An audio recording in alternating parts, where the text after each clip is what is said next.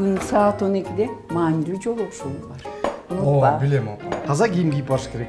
Гүл алып алыш керек.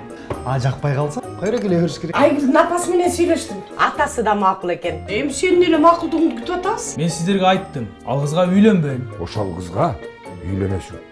Точка. Тинка, мындай да, экөөбүз 2 ай чогуу жашайбыз. Сен кыжалат болбо. Экөөбүз 2 бөлүк жатабыз. Эч ким байкабагандай кылып, аялың менен күйөөсүнүн ролун ойнойбуз. Баары биз ойлогондой болот. Бактылуу болгула.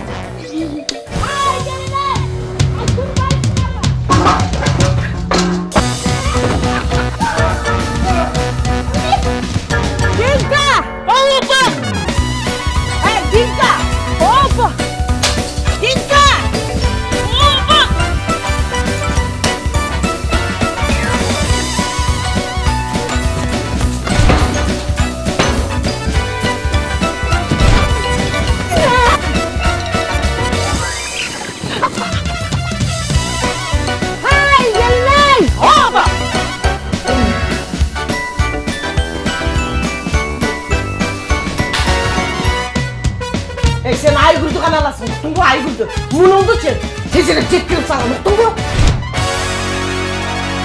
Anakçı, düşünmez ben kulakların koşucuş gerek, bu maylanı şıpkaladay, maylanı şıpkaladay. Apa!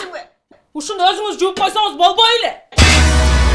Бұл үйдің келесі сен емес, Aygül болушу керек.